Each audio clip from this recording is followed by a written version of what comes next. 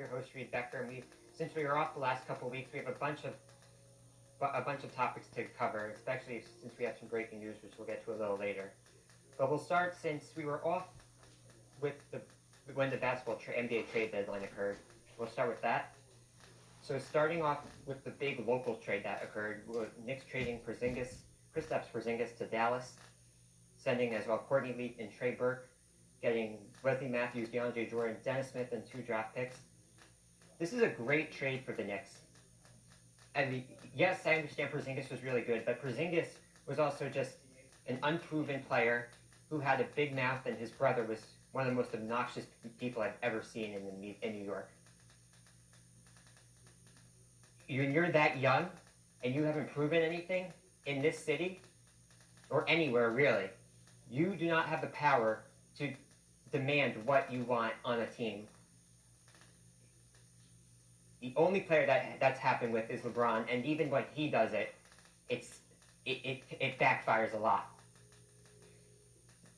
So Porzingis, they didn't need him because, again, that's one part of why they got rid of him. The other part is Porzingis also would have had the leverage if he was to leave. He leaves because if the Knicks said, "Oh, we're just going to keep you past the deadline," he'll say, "Okay, you'll do that. I'll sign a qualifying offer, and then I'll have my first flight out of JFK when I become a free agent after that year, because I'm just going to leave anyways, and you'll lose me for nothing." And we know he already wanted out, so that's why they had to act quickly for him to get out, because they needed to get something in return. But with that happening, you had that. Then they got rid of Porzingis, and now you got Dennis Smith Jr., who I really like, who they should have drafted instead of Frank Ntilikina. He's a much better point guard. He at least solves their point guard problems for right now, temporarily. And then the other thing, the reason they did this trade is what Brian Geltzeiler touched on before we went on. This opens 2 max slots in free agency for the Knicks this upcoming offseason. And considering that this is the free agent class where they have to get the free agents that they're looking for, because after this year, the free agent class gets really weak. And the players that have been mentioned for this upcoming free agency for the Knicks is Kevin Durant and Kyrie, as we know. I personally believe they're going to get either one of them, either Kyrie or Kevin Durant. In fact, I was hearing a little after when the Porzingis trade after it went down, I heard that the Knicks would have to really mess up for Kyrie not to go to the Knicks. So from what I've heard and what I think the Knicks have a really good shot at getting one of them, at least one. So that's their chance of getting them. I think it's a really good shot getting Durant or Kyrie. Kyrie is also, as I've mentioned a lot on this program, local from West Orange, New Jersey, New York, New Jersey area. And Durant, I mean, he would be considered a hero if he, after joining Golden State, he leaves to join the Knicks, a team that's been struggling forever. And then the other reason they did this, and this is another reason most people aren't talking about as much. Knicks did this trade. They had to open 2 slots for max free agents this offseason, because if you take the subway to Atlantic Avenue Barclays Center, last time I checked, the Brooklyn Nets already have like 2 max slot free agents open for free agents to sign this upcoming offseason. So considering it's across the bridge, your competition already has max slots open. You got to do the same to even have a chance to get one of them or get something. So I love this trade, and even if they don't get a free agent this year, they still open cap space, and they don't have someone breathing down their neck 24/7 asking for control when this player has done absolutely nothing in this league. So that was the big trade that first happened. Moving on to the next trade that I want to touch on is Tobias Harris going to the Sixers from the Clippers. That was a big next blockbuster trade that happened. Yes, the Sixers gave up a lot to get Tobias Harris, who's going to be on an expiring deal. But what this shows me is that the Sixers are going for it right now. They're going to get to the finals. Considering that LeBron isn't in the East anymore, teams are trying to refill their assets for the stretch run. And this trade does obviously, this to me makes them one of the best teams in the East. When the season started, it was Boston, Philly, Toronto in any order, but likely people had Philly third. This trade makes them 2 or tied to 1. You had to trust the process. Well, now you have processed this. So, I mean, this is what their finished product was from the Sam Hinkie days in the process. They're going for it. But for the Clippers, I also like this trade for the Clippers because it also opens 2 max slots for them in this offseason to get top free agents. I think the Clippers have a really good shot. I think they're going to get Kawhi Leonard. And then the other one is we know Kevin Durant. Either he's going to the Knicks or he's going to go to the Clippers. So Clippers are in have a good chance, and in a good position to get a top free agent this summer.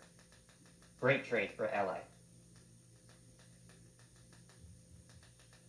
So that's that one. Other one I want to touch on is Grizzlies giving up Marc Gasol to Toronto. Now the Grizzlies were pretty much overdue. They were supposed to get rid of Gasol a couple of years ago. They trade Gasol now this year to Toronto.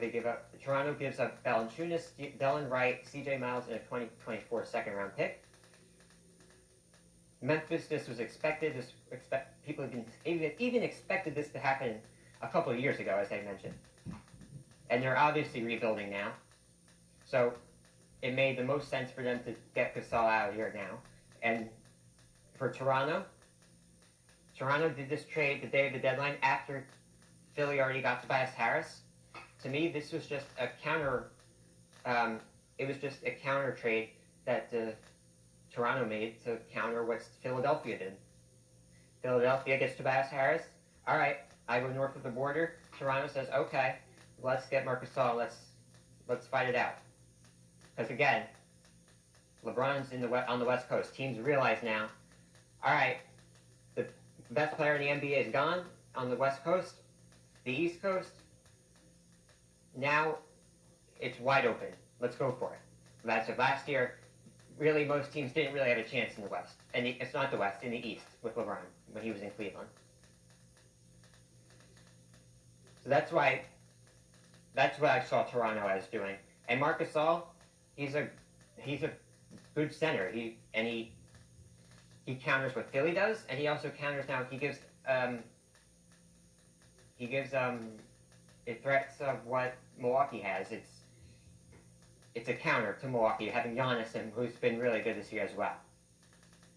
So it's more wide open now than it was in the beginning. If we could see, will Boston recover? Will they? I'm not sure. I think that Kyrie has one foot out the door in Boston anyway. So Boston is probably, as of right now at least, not going to the Eastern Conference Finals again this year. Who I think that's going to go to the Eastern Conference Finals? I would say then Toronto. I'll say Toronto, Philly for right now. Right? I would say Toronto, Philly as of what's going on now. Milwaukee, Giannis, I haven't seen him win a playoff series yet, so let's see if he can do that first. All right, moving on. After the trade deadline, we had Pelicans firing their GM, Dell Demps. And now I understand. I saw this on Twitter, and mostly from Lakers fans or just whatever. But this is the bottom line. This had absolutely nothing. This firing had nothing to do with Dell Demps and the New Orleans Pelicans not pulling the trigger and trading Anthony Davis to the Lakers. This was based on their past couple of seasons before this of bad draft and bad trades. Example of the trade, DeMarcus Cousins. They get DeMarcus Cousins, he gets up, he leaves, he goes to Golden State. They give up Buddy Hield, who's now one of the fastest growing three-point shooters as we saw All-Star Weekend in Charlotte. So it had nothing to do with not trading Anthony Davis. In fact, Anthony Davis, for New Orleans at least, you trade him to LA, that's a terrible trade. Yes, they had so many trade assets that LA could give up. That's what Lakers fans would say, but I rebuttal say, well, Lonzo Ball's hurt. You have to take on the dad's baggage. And then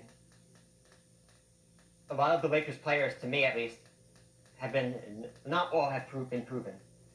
Whereas you go to Boston, when Boston get involved in the offseason, even though they say that Anthony Davis is going to just leave and not sign an extension unless it's the Lakers, I still believe that, I really think that if a team like Boston will get him, I think a team can convince him to stay.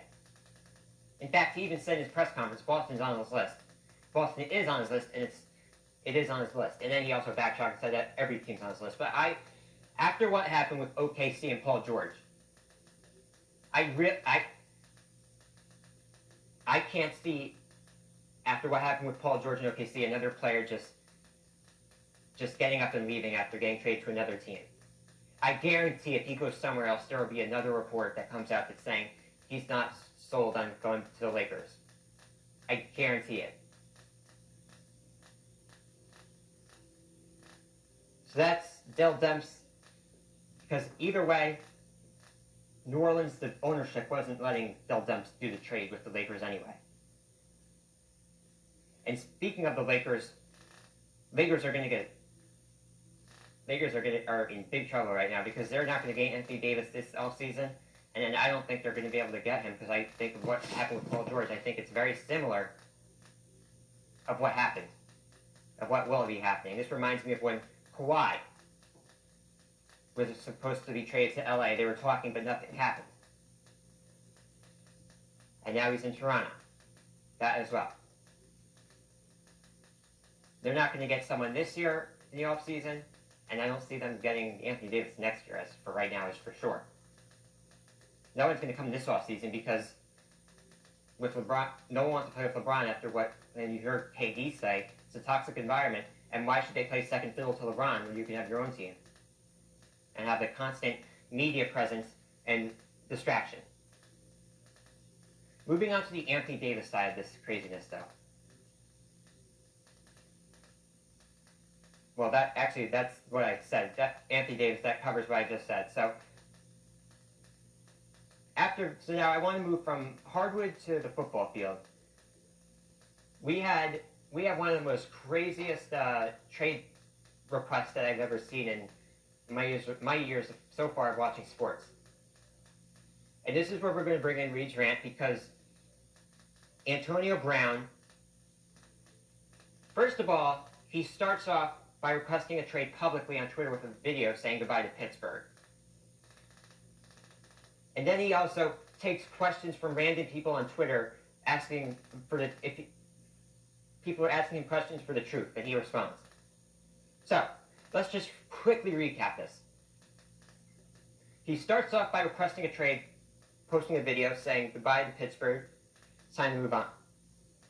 Time to move on. Okay.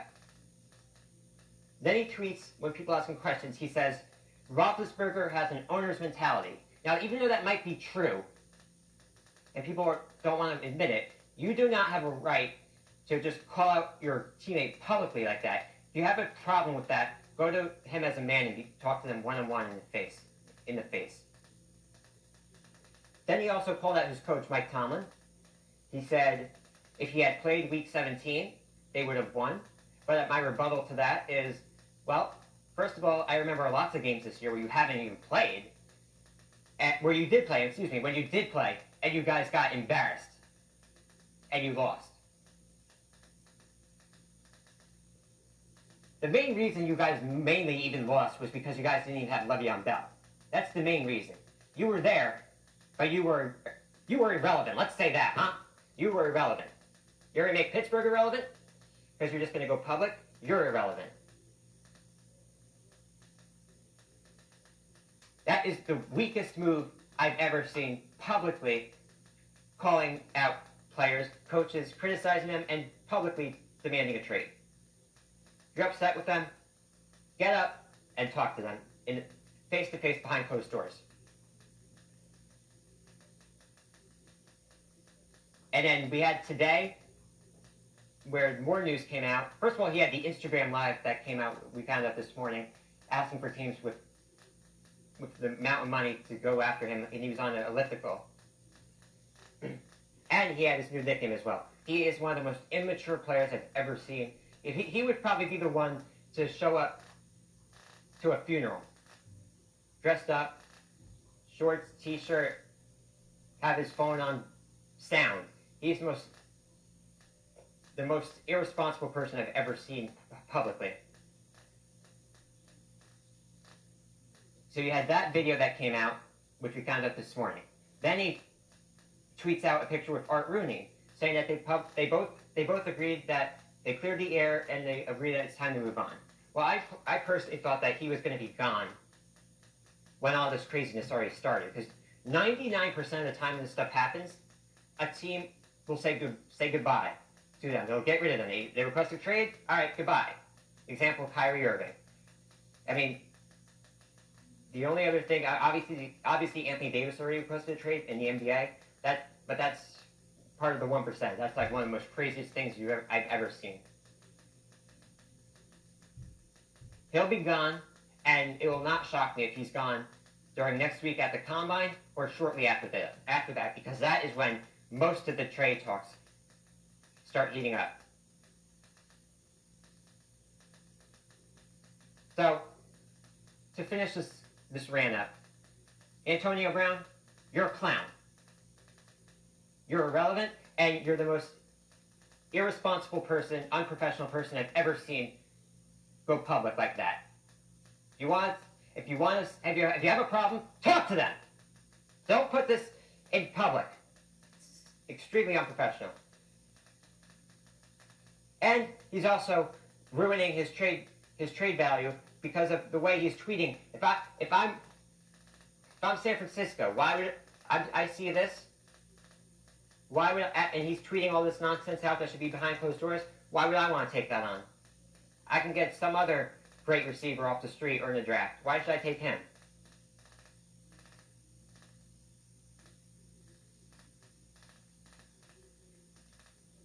All right.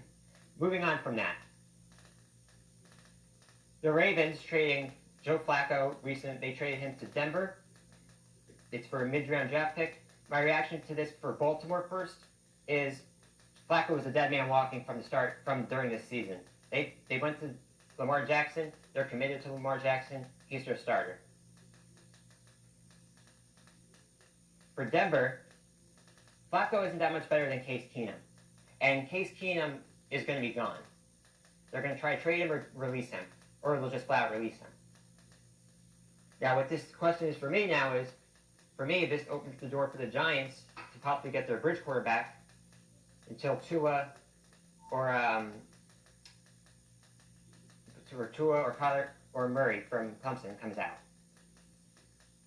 So that's one option, I think, especially because Pat Shurmur, who was the quarterback coach in Minnesota with Case Keenum, they went to the NFC Championship game. Is it a possibility? I think so. Is it likely? I don't think it's going to be likely, but it's a good chance of that happening, I think. It's a possibility. I wouldn't say a good chance, but I think it's a good possibility that happens. It gives the Giants an option. All right. And then for Baltimore, people ripped Baltimore and Denver basically for these trades. I think Denver, yeah, as I mentioned just a couple seconds ago, he's not better than Case Keenum, but then yeah, it's actually mostly Denver. Yeah, he's not better than Case Keenum, but I don't know. Ever since Peyton Manning won the Super Bowl in Denver, it's gone downhill for their quarterbacks. All right, so that's football. Now, we had some breaking news that occurred earlier today. Manny Machado signing with the San Diego Padres, 10 years, $300 million. It's the biggest contract in sports, the most absurd contract. Now, to me, this is a bad sign, really a bad signing by the Padres. You gave way too much money. Plus, you're not even contending. You're not winning the NL West. Come on. The Padres have gone so back and forth. They're half pregnant. That's what they've been the past couple of years. They've gone in for it. They've gone for the championship, and then they go back and then they try to rebuild. Now they're going back to try to compete. They're not competing in nothing. They're going to finish in last place. You give that much money to one player, that's a terrible trade. Sign, not trade. And then giving this back, turning this back to a local story for the Yankees, when the people that wanted Manny Machado to come to the Yankees. Well, it's a good thing you're not in charge. 10 years, $300 million. The Yankees are trying to stay under the luxury tax threshold, and that's it. And the Yankees The Yankees have much more bigger holes that they need to fill than getting a Manny Machado for $300 million. Yeah, they need an ace. Probably another ace. I think they were looking at bullpen, but I think they filled that. And they already have Andujar for a third base. And if they want to get someone else, I mean, they have a lot of utility players that can take over. Plus, they can use Andujar if they wanted for a trade. For either a third baseman or an ace. But that's the Yankee side. But yeah, for the Padres, you're not competing. You're still rebuilding. This one player signing is not going to end it for you to go for all the way. And then this means that Bryce Harper will probably be signing soon. We thought it was going to be the Phillies, although I saw Andy Martino, SNY, he said he's hearing stuff that Bryce Harper's getting more reluctant about going to Philadelphia. So we'll have to see where that heads to. See if the Dodgers would become involved if that happened. I do not think the Yankees have no interest in Bryce Harper. So that's not going to happen. But I would expect Bryce Harper to sign really soon in the next couple days with the first domino falling with Manny Machado heading to San Diego. That's all the stuff I have for you today. I'm your host, Reed Becker. We'll see you next time.